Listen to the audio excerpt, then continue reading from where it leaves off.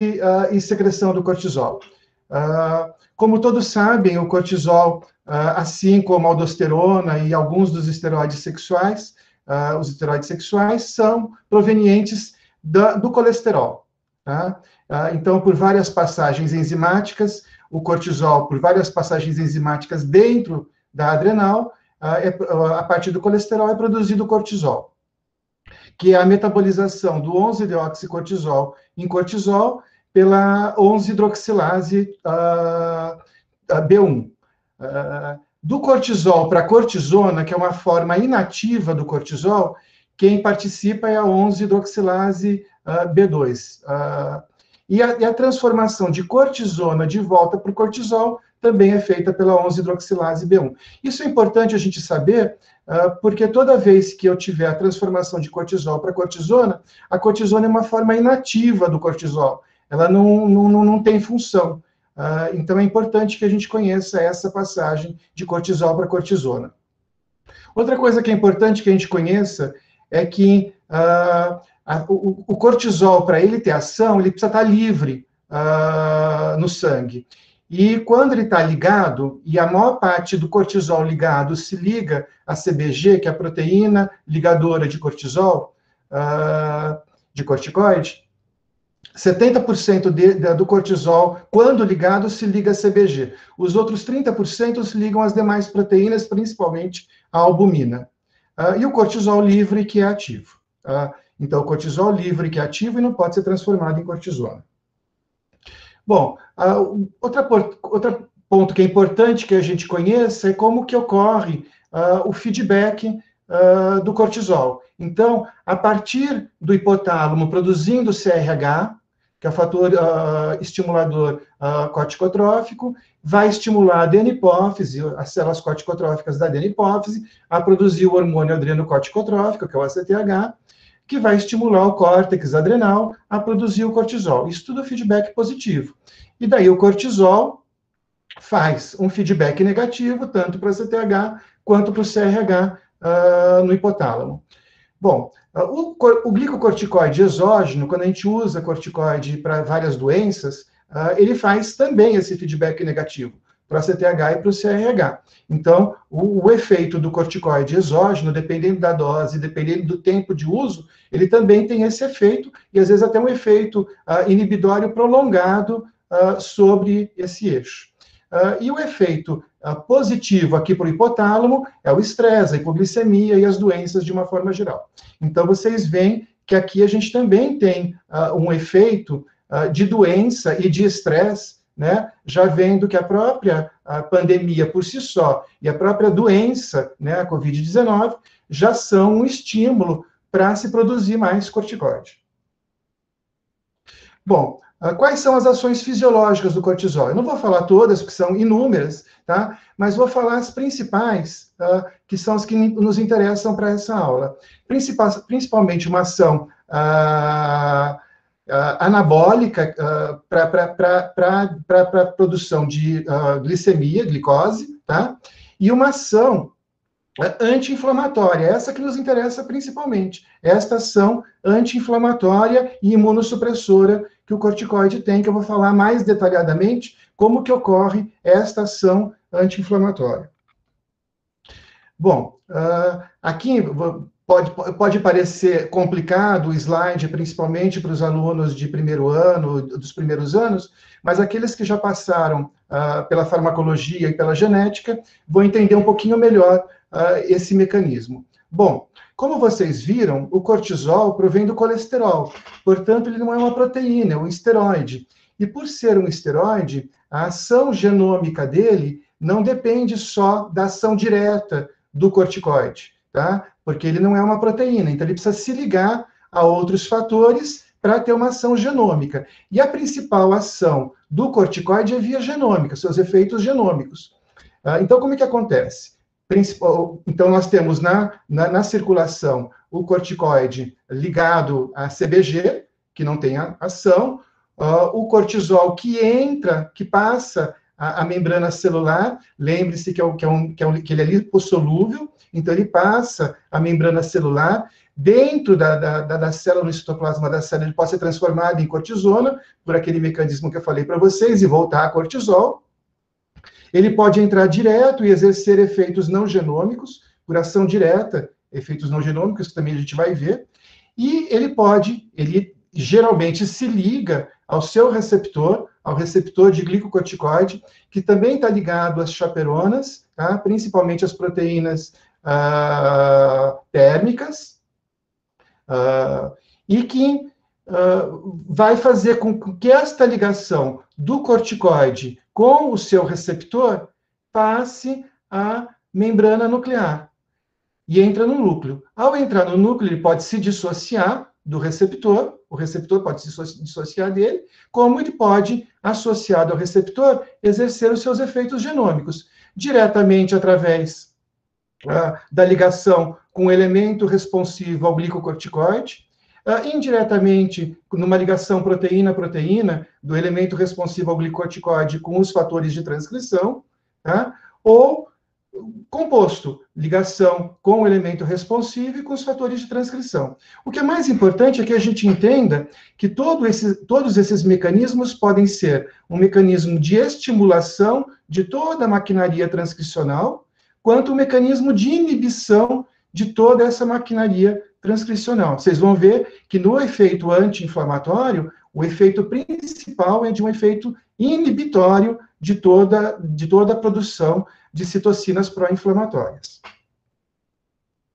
Bom, outra coisa que é importante que a gente conheça do cortisol é a semelhança que ele tem do ponto de vista químico com a aldosterona, que é o mineralocorticoide. Aqui nós temos o glicocorticoide, aqui nós temos o mineralocorticoide. Então, qual é a diferença básica do glico para o mineralocorticoide? É uma hidroxila no carbono 17, que o cortisol tem e a aldosterona não tem, e um oxigênio no carbono 13, que o cortisol não tem e a aldosterona tem. Só esta diferença, ou seja, eles estão extremamente semelhantes.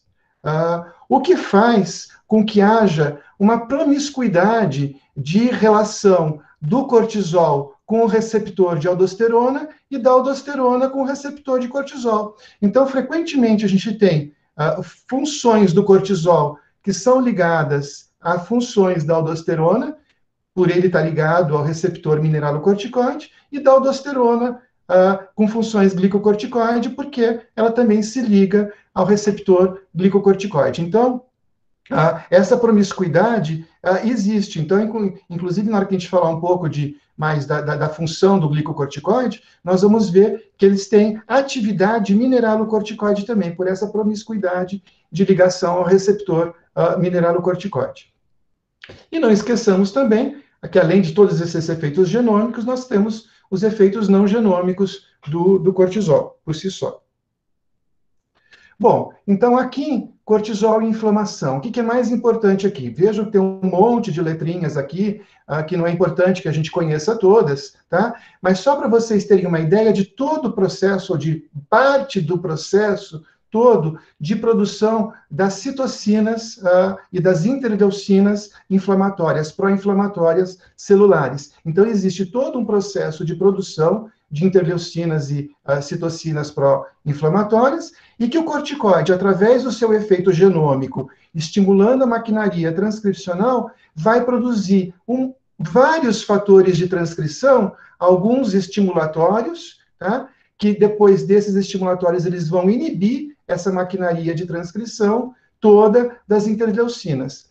E o principal deles é esse daqui, que é o zíper de leucina, que é o meu primo, né, o GilZ, né? É o zíper de leucina induzido por glicocorticoide. É ele o principal aí que vai inibir toda essa maquinaria de transcrição aí de interleucinas. E vejam que toda essa produção de interleucinas ocorre em diversas células, nas células dendríticas, nas células TCD4, tá? Então, o glicocorticoide atua em todas essas células, fazendo essa ação de inibição do processo inflamatório. Ou seja, ele é um potente anti-inflamatório. E vejam, o corticoide, para quem não sabe, foi descoberto no início do século XX, ou seja, nós temos mais de 100 anos da descoberta do corticoide, do glicocorticoide, do cortisol. O que rendeu a Kendall e Hench o Prêmio Nobel de Medicina em 1950. Ou seja, nós já temos mais de 100 anos de uso de glicocorticoide, com inúmeras drogas outras anti-inflamatórias que já foram descobertas, e o cortisol e o corticoide continuam ainda sendo fortemente usado como um anti-inflamatório potente e universal. Bom, então vamos conhecer os tipos de glicocorticoide que nós temos sintéticos, tá? Então nós temos cortisona e hidrocortisona. A hidrocortisona é o que mais se assemelha ao cortisol. Então vejam que a potência glicocorticoide dela é 1, ou seja, igual à do cortisol. A potência mineralocorticoide dela é 2 vezes, tá? A meia-vida plasmática dela é de 60 a 120 minutos, mas o que nos interessa é isso daqui. A cortisona e a hidrocortisona têm uma meia-vida que gira em torno de 8 a 12 horas. A prednisona, a prednisolona, a metilprednisolona e a triancinolona, uma meia-vida que gira em torno de 24 a 36 horas. E a dexametasona e a betametasona, uma meia-vida que gira em torno de 1 dia e meio a 2 dias. De qualquer forma, como que a gente usa isso? Em geral, a cortisona e a hidrocortisona a cada 8 horas, aqui a cada 12 horas em geral, e aqui a cada 24 horas. Tá? E vejam que conforme a gente vai aumentando a meia-vida biológica do corticoide, a gente vai diminuindo a potência mineralocorticoide até ela desaparecer completamente, essa potência mineralocorticoide, e pelo contrário, nós vamos aumentando a potência glicocorticoide, tá? Vai aumentando progressivamente essa potência glicocorticoide, a tal ponto que ela é relativa com a dose que se usa, tá? Então, aqui se usa 20 a 25 miligramas de cortisona ou cortisol, ou hidrocortisona, e aqui usa 0,75 miligramas. Então, vejam que está tudo relacionado. A potência mineralocorticoide, que vai diminuindo, a potência glicocorticoide que vai aumentando, a dose equivalente que vai diminuindo, e a meia-vida que vai aumentando. Por que isso é importante? Porque, dependendo da ação que eu quero, anti-inflamatória, eu devo usar um corticoide com mais potência glicocorticoide, que vai ter uma potência anti-inflamatória maior. Se eu quero uma potência mineralocorticoide, ou eu vou usar um mineralocorticoide, ou eu vou usar um glicocorticoide de uma potência glicocorticoide menor, porque ele tem uma potência mineral maior. Bom, e não podemos esquecer que nós temos outros corticoides que são bastante usados, principalmente pelos pneumologistas, tá? A fluticasona, a beclometasona, a mometasona, a budesonida, principalmente, tá? Esses 4, que são lipofílicos, que têm uma atividade de ligação ao receptor glicocorticoide muito baixa, à exceção da triancinolona, tá? E que tem uma ligação ao receptor que também é curta. O que faz com que eles não façam frequentemente feedback negativo para o eixo hipotálamo-hipófise. Ou seja, essas medicações, em geral, apesar da sua ação glicocorticoide, elas não têm uma potência de inibir o eixo hipotálamo-hipófise. Bom, passando para a segunda parte, então, saindo um pouco dessa parte de fisiologia e farmacologia do corticoide, vamos ver aí quem usa glicocorticoide. Quem usa glicocorticoide em geral? As pessoas em processos alérgicos agudos, anafilaxia, urticária, ou crônicos, em especial vias aéreas e pele, principalmente, processos inflamatórios ou autoimunes crônicos, neoplasias e transplantes, tá? Este é um grupo dos que usam corticoide, dos potenciais usos do corticoide. Além desses, as doenças endócrinas que não produzem corticoide, tá? Ou seja, as insuficiências adrenais, quer sejam congênitas ou adquiridas, e aí, quer seja primária, uma doença da adrenal onde não há síntese do cortisol, secundária, uma doença hipofisária onde não há síntese do ACTH, portanto, não estimula a adrenal a produzir cortisol, e terciária, uma doença do hipotálamo, onde não há síntese do CRH e, portanto, não estimula o ACTH, que não estimula a síntese do cortisol. Então, não podemos esquecer deste grupo aqui, tá? E este grupo é um grupo bastante diferente deste, porque este usa corticoide em doses fisiológicas, doses de reposição daquilo que ele não produz. E este daqui, em geral, usa doses mais altas de corticoide. E a gente vai ver o quanto isso é importante. Bom, qual o corticoide que geralmente são usados? Tá? Então, alguns têm efeito mais anti-inflamatório, portanto, maior inibição do eixo hipotálamo-hipófise, que eu mostrei para vocês, a dexametasona ou betametasona, é maior do que a prednisona ou prednisolona, que é maior do que a hidrocortisona. E alguns têm efeito quase nulo na inibição do eixo hipotálamo-hipófise, como a fluticasona, beclometasona, mometasona e budesonida, que eu já falei para vocês. Quanto tempo, em geral, se usa corticoide nessas doenças que eu falei? Menos de 10 dias, tá?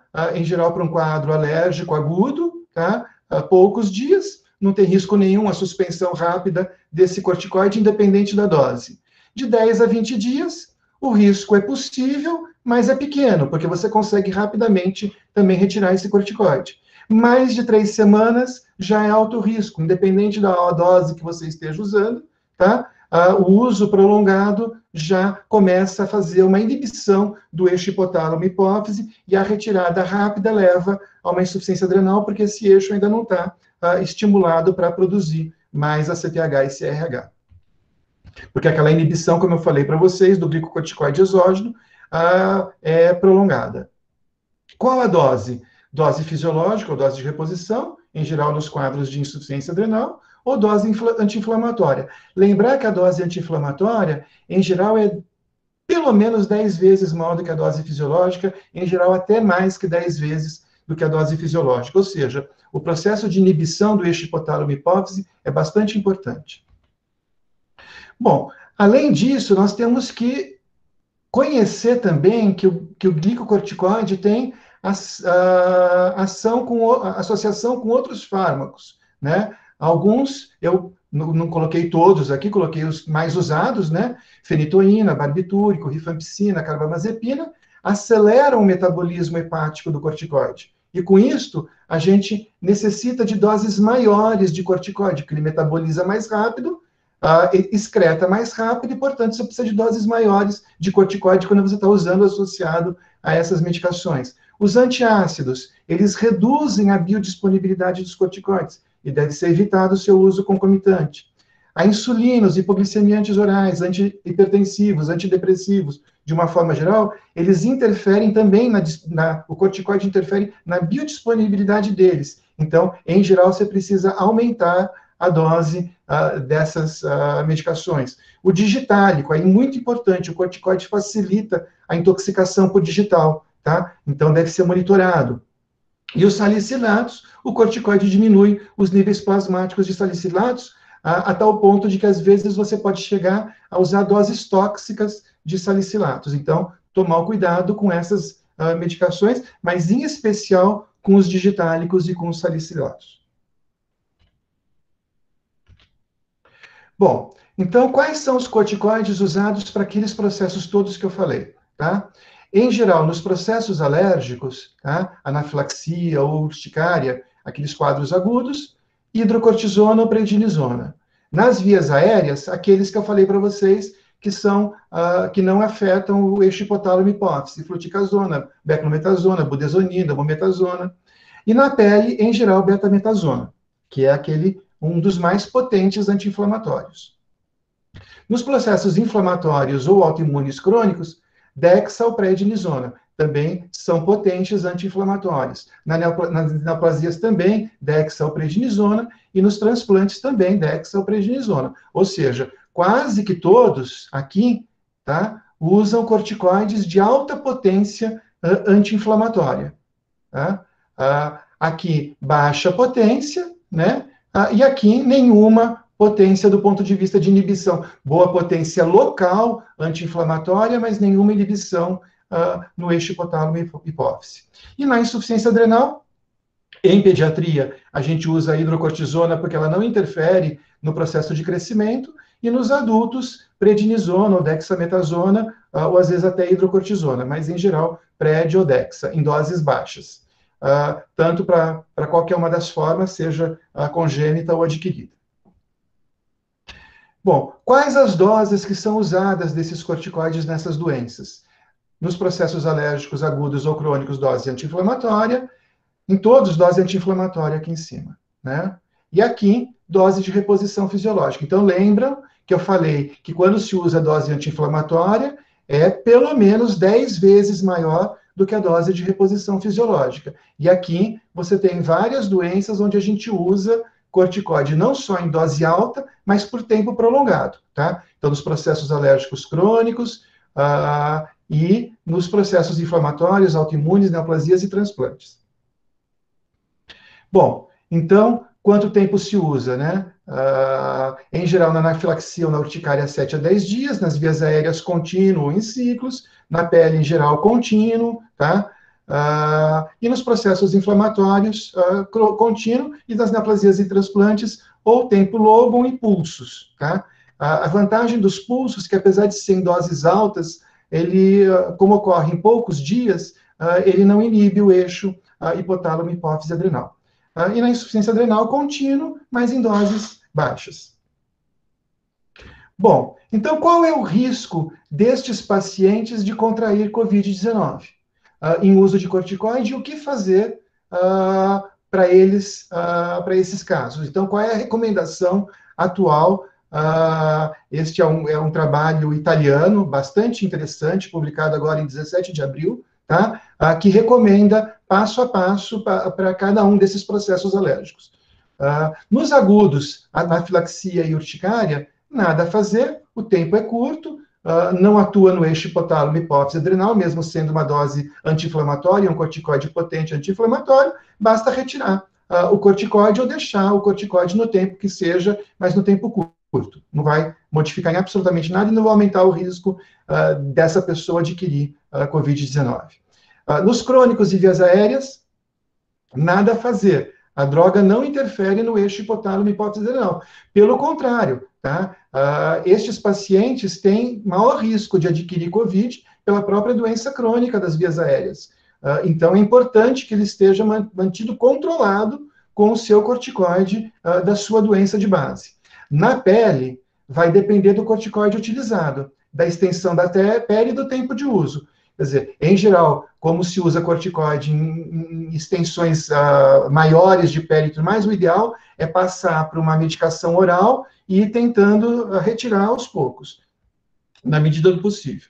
Então, nos casos agudos, suspender o corticoide, se possível e necessário. Se não for necessário, não precisa suspender. Nos crônicos e vias aéreas, nunca suspender o corticoide, por aquilo que eu falei, né, porque ele é benéfico para a via aérea e não está fazendo uma supressão, uma imunossupressão desse indivíduo.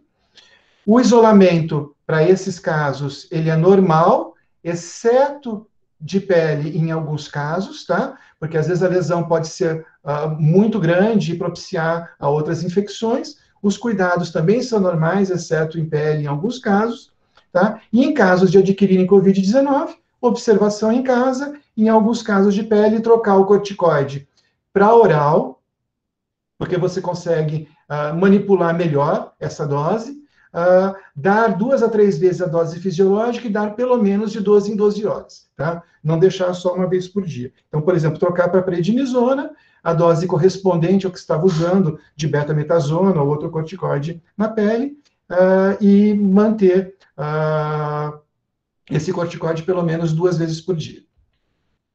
Bom, nos processos autoimunes crônicos, neoplasias e transplantes, como eu já disse, são doses anti-inflamatórias altas, por tempo prolongado e que levam à imunossupressão desses pacientes. Então, nunca suspender o corticoide, porque eu não vou conseguir ter tempo de suspender o corticoide no meio de uma pandemia, tá?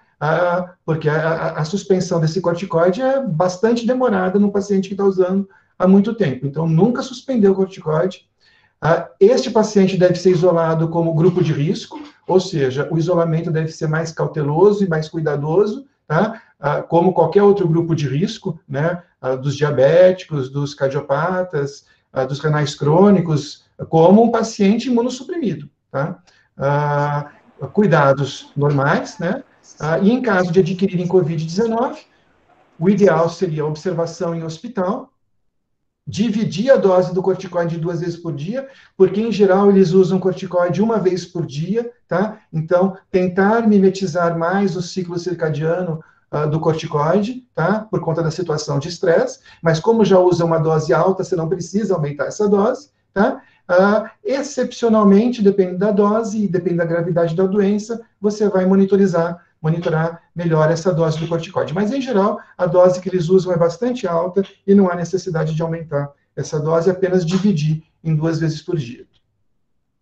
Nos quadros de insuficiência adrenal, naqueles pacientes que têm insuficiência adrenal, quer seja congênita ou adquirida, primária, secundária ou terciária, a dose, em geral, é fisiológica, ela, teoricamente, não aumenta o risco de adquirir quadros infecciosos, mas existem evidências de que indivíduos em uso crônico de corticoide em baixas doses têm risco aumentado para quadros infecciosos. Isso a gente observa bem em crianças, né?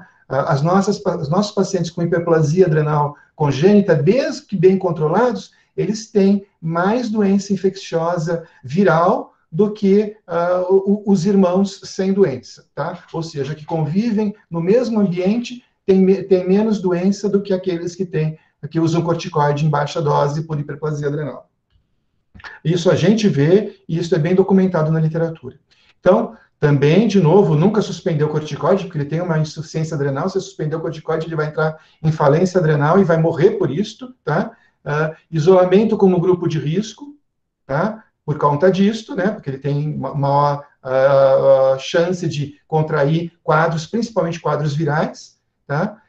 E em caso de adquirirem Covid-19, estes pacientes obrigatoriamente deveriam ter observação em hospital, aumentar a dose conforme a gravidade da doença, que depois eu vou falar um pouquinho mais para frente, que conforme a gravidade da doença, a gente vai aumentando 50%, 100%, 200%, 300% a dose do corticoide e vai deixando de dar via oral para dar intramuscular, endovenoso e assim por diante, tá? Então, todo esse cuidado no processo infeccioso mais grave, é importante para o paciente com insuficiência adrenal. E aqui já começam a entrar algumas notas que foram recentemente, agora abril e maio, divulgadas fortemente pelas principais sociedades internacionais. Tanto a Sociedade Americana de Endocrinologia, a Sociedade Europeia de Endocrinologia Pediátrica, a Sociedade Latino-Americana de Endocrinologia Pediátrica, a Sociedade Brasileira de Pediatria, que na semana passada, no final da semana passada, liberou a nota a respeito de crianças com insuficiência adrenal, como agir. Tá? Então, a gente tem bastante informação nesse sentido para crianças, aqui as principais sociedades internacionais de endocrinologia pediátrica, mas também a principal sociedade de endocrinologia do mundo, que é a Sociedade Americana de Endocrinologia, também tem a sua nota já divulgada desde abril. Bom, aqui é numa situação não de Covid, mas numa situação qualquer em indivíduos que usam corticoide em doses fisiológicas. O que a gente faz? Então, em situações onde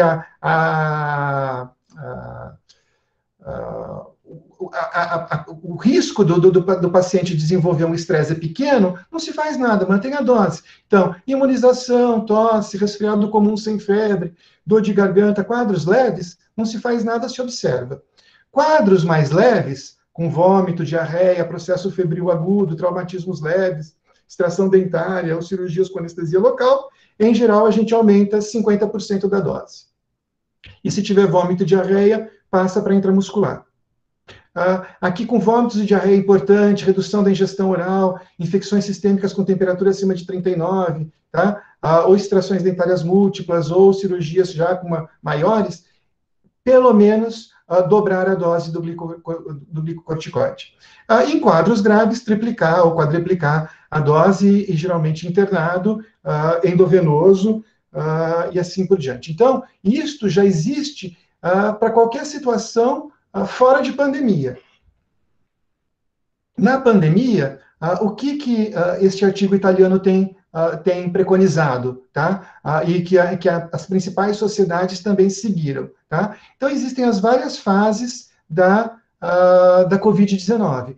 Desde a fase assintomática ou com doença leve, onde você tem uma alta replicação viral, e que essa replicação viral vai diminuindo ao longo do tempo, e conforme ela vai diminuindo, vai aparecendo todo o processo inflamatório, tá? E aí, desde o processo inflamatório pulmonar até a tempestade por citocinas, né, que todos conhecem, já ouviram falar, até a síndrome de angústia respiratória aguda, com choque.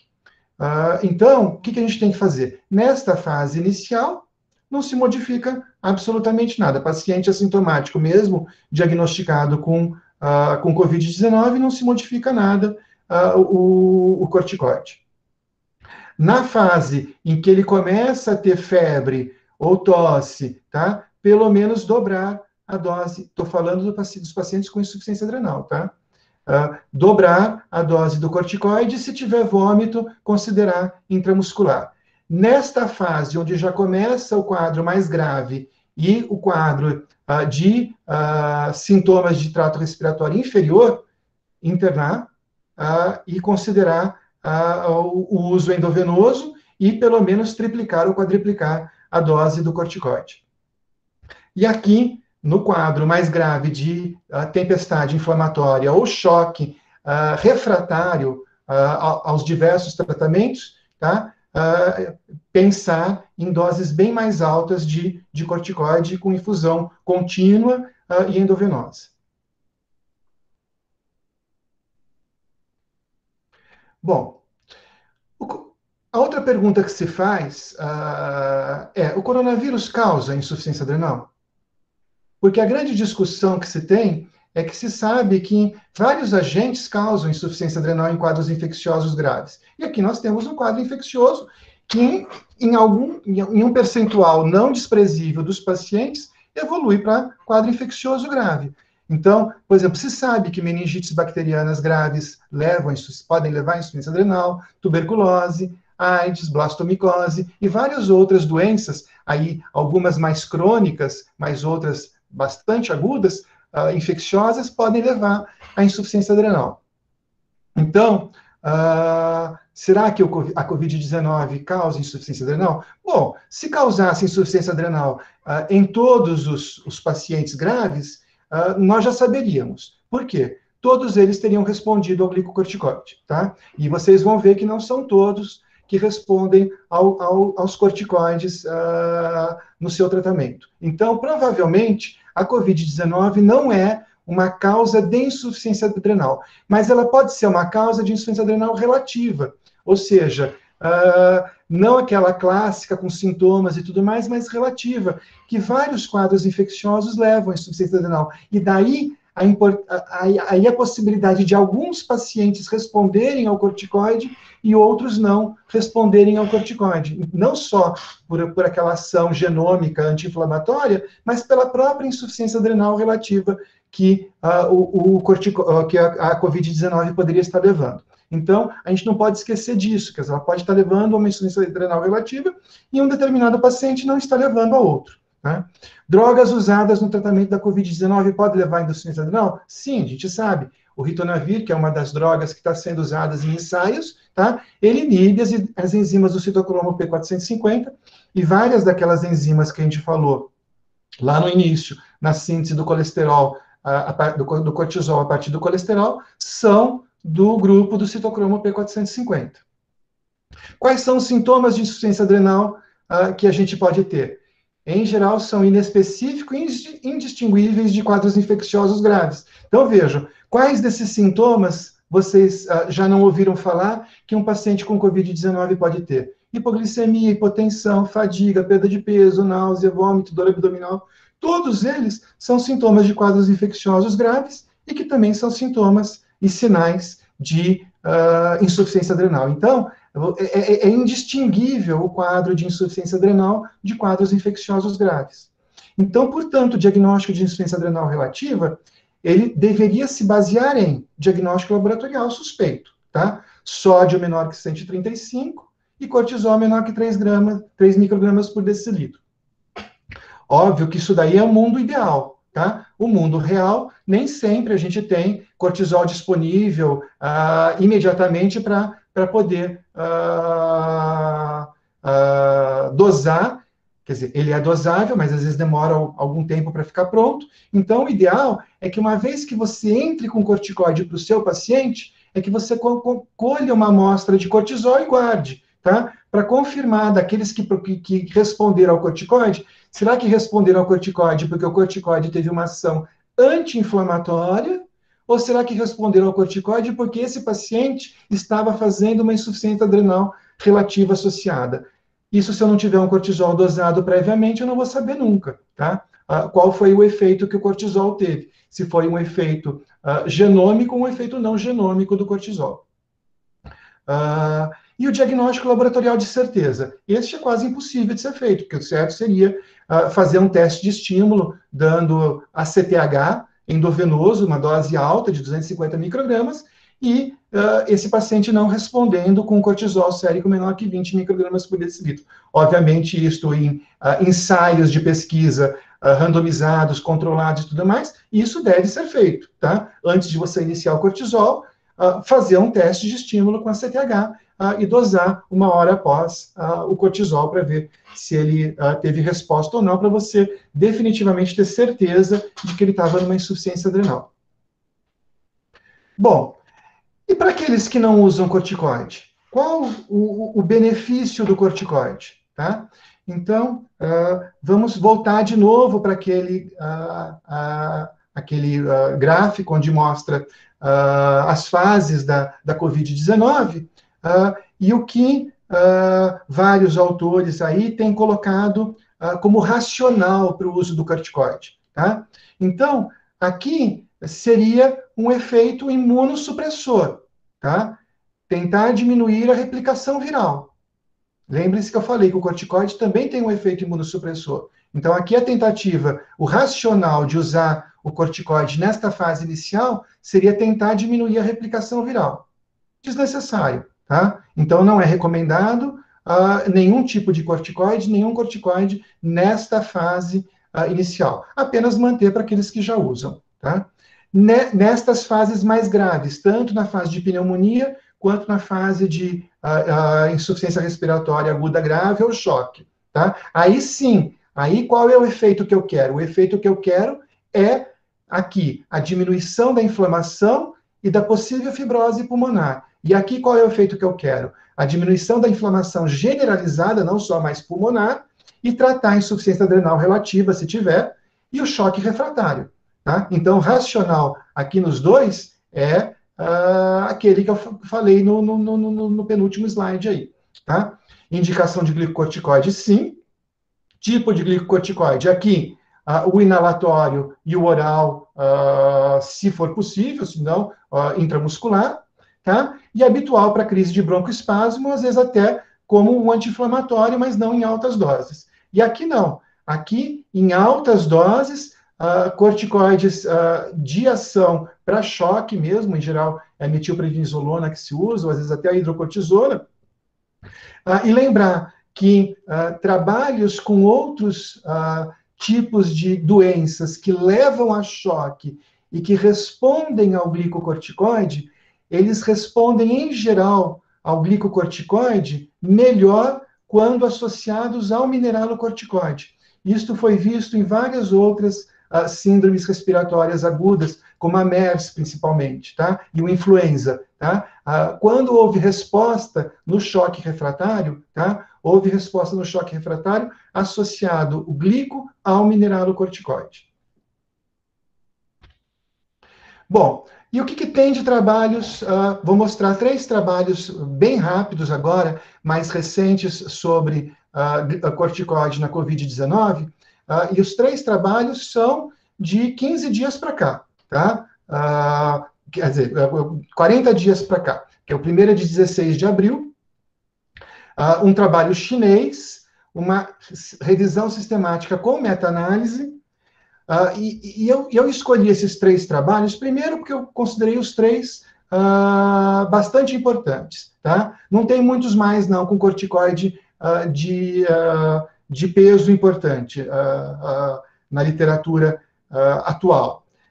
E por que eu escolhi esses três? Porque vocês vão ver que são três trabalhos bastante relevantes e com resultados completamente diferentes um do outro, tá? Ou seja, nada ainda é verdade no tratamento da Covid-19, tá? A gente tem que tomar muito cuidado com aquelas coisas que às vezes saem. Ah, este remédio não deve ser usado, ou este remédio deve ser usado por um trabalho publicado. E vocês vão ver que, olha, este trabalho é uma revisão sistemática, com meta-análise, que mostrou que o corticoide foi mais indicado na SARS do que na MERS, tá? Ele foi mais usado na SARS do que na MERS. A MERS foi o coronavírus da síndrome respiratória do Oriente Médio, né? Que foi no começo dos anos 2010 até 2014, 2015, tá? Que matou bastante gente, tá? Mas o corticoide está sendo mais usado na SARS, aqui do coronavírus, tá? Da Covid-19, do que na MERS. Porém, este resultado mostra que, apesar de mais usado, o que aconteceu com esta meta-análise e esta revisão sistemática? O corticoide foi associado a maior mortalidade, maior tempo de permanência internado, maior taxa de infecção bacteriana, lembra que ele é imunossupressor, né? Então ele propicia outras infecções, tá? E maior hipocalemia. Porém, não aumentou a hiperglicemia nem a hipocalcemia, tá? Então, isso é importante para a gente saber que neste estudo ele contraindica o uso do corticoide, tá? Pelo aumento da mortalidade nos pacientes com pneumonia por coronavírus. Neste estudo de 24 de abril, uma semana depois, tá? Numa revisão de um grupo europeu, tá? Uma revisão de literatura, o outro também era uma revisão sistemática de literatura, e os trabalhos colocados por este grupo não estão nos estudos do grupo anterior, ou seja, o grupo anterior escolheu uns trabalhos, esse grupo escolheu outros trabalhos, apesar de ambos terem feito uma revisão sistemática e utilizados os mesmos termos para revisão sistemática, tá? Vejam que este estudou pacientes no estágio de Covid de pneumonia, que o outro também tinha estudado, né? E mostra que a literatura disponível, tá, não encoraja fortemente o uso do corticoide na Covid-19. No entanto, alguns achados da metilprednisolona podem diminuir a taxa de mortalidade. O outro dizia que aumentava a taxa de mortalidade, tá? Principalmente nas formas mais graves da doença, tá? Então, ele recomenda que o uso do corticoide, como deve ser um trabalho de revisão, deve ser feito em ensaios clínicos, né? Randomizados, de preferência. E daí, aparece agora, em 19 de maio, há alguns dias atrás, 2 semanas atrás, um estudo americano, tá? Mostrando, aí foi um estudo que ele pegou 250 pacientes de um mesmo hospital, e obviamente, como o estudo foi feito já com pacientes em franca pandemia, tá? Ele tem um grupo de pacientes que foi admitido no hospital antes do protocolo que ele recomendou, tá? E um grupo de pacientes, praticamente maior, um pouquinho maior, tá? Após o protocolo que ele recomendou. O protocolo que ele recomendou é de 0,5 a 1 miligrama por quilo por dia, dividido em 2 doses intravenoso por 3 dias de corticoide, tá? Em pacientes em quadros moderados a graves, tá? E o que ele mostra é que esses pacientes com quadros moderados a graves com este uso de corticoide, tá? Quer seja pelo protocolo recomendado, quer seja que já tinham usado mesmo antes do protocolo, mas numa dose parecida, tiveram uma resposta de melhora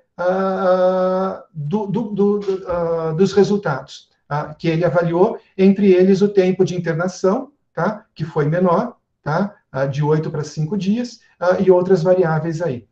Bom, então, isso tudo para mostrar para vocês várias coisas. Primeiro, o quanto o corticoide ainda, apesar de ter mais de 100 anos aí de história, ainda está no auge das suas discussões como um potente anti-inflamatório, um potente imunossupressor, e ainda não sabemos dos seus resultados na Covid-19. Por que não sabemos os seus resultados na Covid-19? Porque provavelmente os trabalhos, quando ainda estão apresentando seus dados preliminares, não estão avaliando todas as variáveis analisadas.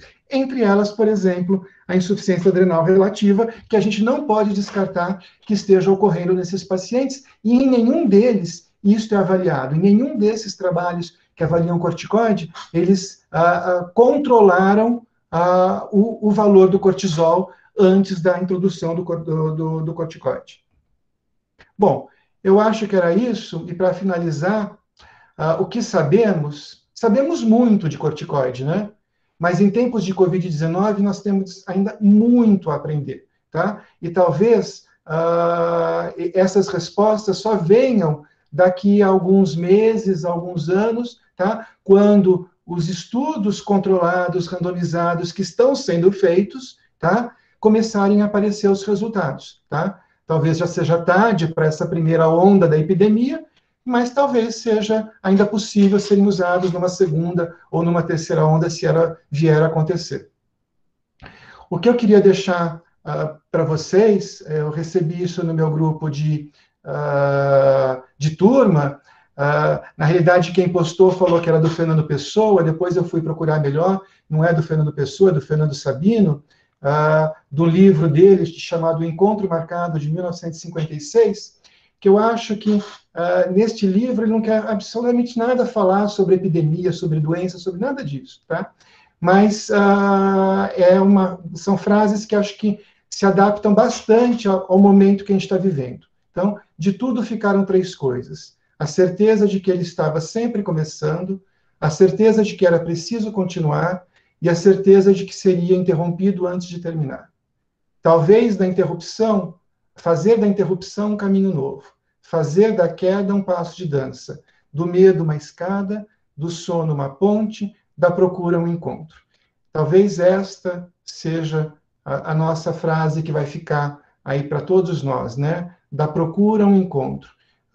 Nós estamos procurando, mas nós vamos nos encontrar com respostas a essa doença, nos encontrar com novas perspectivas de um mundo completamente diferente que virá, com certeza, e é isso que eu acredito e espero que aconteça. Muito obrigado pela atenção de todos.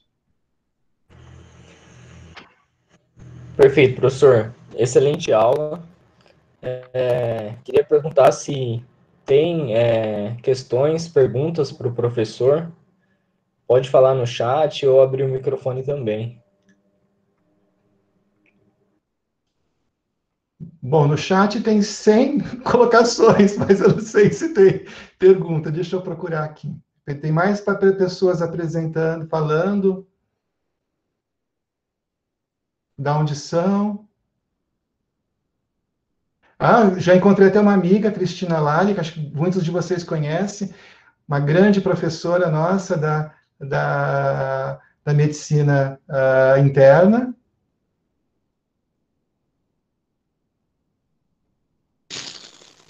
Cris, obrigado pela presença. Se tiver algum comentário, fique à vontade. Pela sua experiência em pacientes graves, seria até bem-vinda.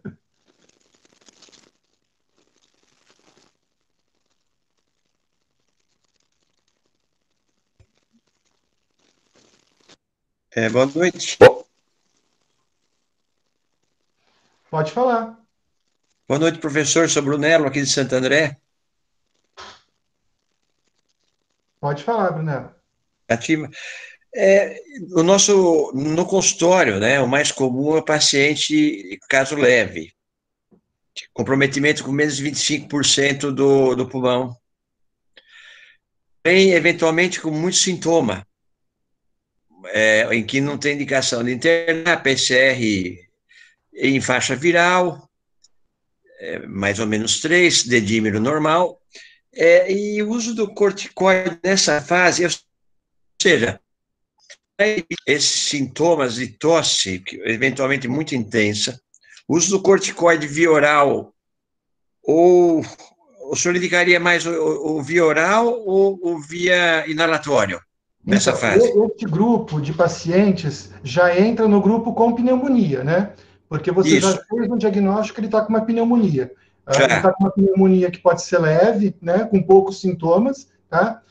E o racional para este grupo, como eu coloquei ali, na realidade não é minha experiência, eu não estou tratando pacientes com Covid, tá? Não tenho experiência, o que eu trouxe para vocês foi de tudo que eu revisei da literatura e li da literatura. O racional para este grupo de pacientes seria, se ele está bem, em condições de ficar em casa, ou inalatório ou oral, em doses para obstrução de vias aéreas inferiores. No caso, a prednisona, a metilprednisona, em que dose o senhor recomendaria? 20, 40 miligramas dia, 5 dias, por exemplo? A dose seria, bom, eu vou falar de dose pediátrica, porque eu sou pediatra, tá? A dose seria de 1 a 2 miligramas por quilo, tá? Então, provavelmente da dose da prednisona seria de 20, provavelmente 20 miligramas aí de prednisona, tá? De 3 a 5 dias, não mais que isto, tá? Tomando todo o cuidado de, a partir daí, acompanhar este paciente, tá? Porque você está dando uma dose que não é baixa, tá? É uma dose anti-inflamatória boa, tá? O risco de imunossupressão nessa dose é baixa, mas tem que lembrar que ele já está com uma doença grave, tá? Então, ficar de olho se ele não complica com quadro bacteriano associado, tá? Tudo bem? Obrigado, professor. Imagina.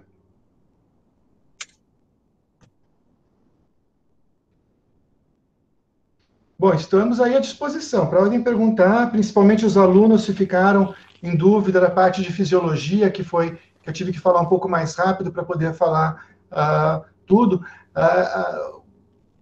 Este conceito de ações genômicas e não genômicas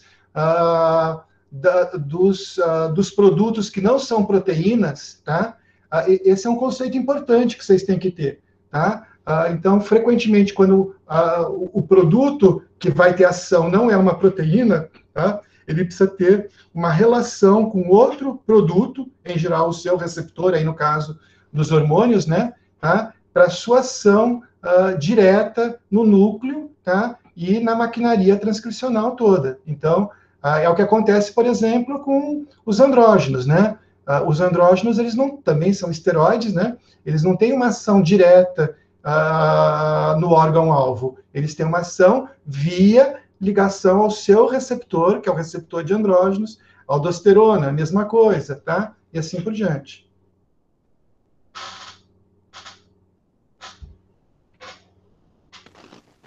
Estou vendo que tem várias pessoas importantes aqui assistindo, todos são importantes, os alunos também são importantes, mas colegas aqui da faculdade, a Joana, obrigado, Joana, por estar assistindo, né? Você é uma inspiração para esse grupo todo.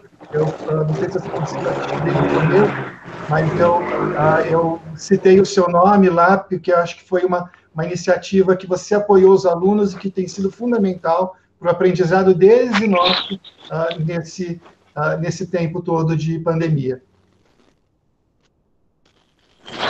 Ô Gil, posso perguntar? Lógico, É Glauco que está falando. pode falar.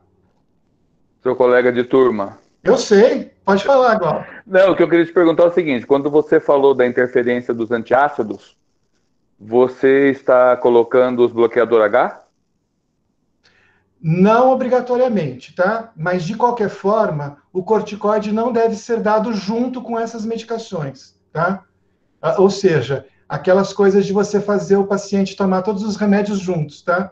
Então, o ideal é que você afaste, tá? Principalmente os antiácidos. Os bloqueadores H nem tanto, tá? Mas os antiácidos, com certeza, eles interferem. Perfeito, obrigado.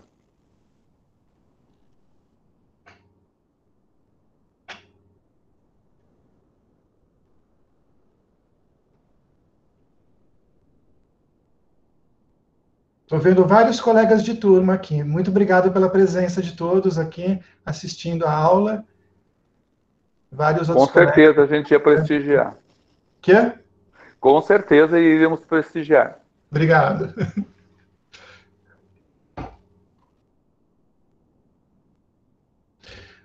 Bom, Davi, fique à vontade, tá? Se as pessoas... Professor, então, acredito que não tem mais nenhuma pergunta. Em nome da organização do Oriente Covid, eu agradeço novamente a sua aula e desejo boa noite a todos e obrigado por comparecerem aqui. Obrigado também a todos pela presença, obrigado, Davi, pelo convite. O Davi acho que gravou e provavelmente, oportunamente, ele vai disponibilizar em alguma plataforma a gravação da aula para vocês.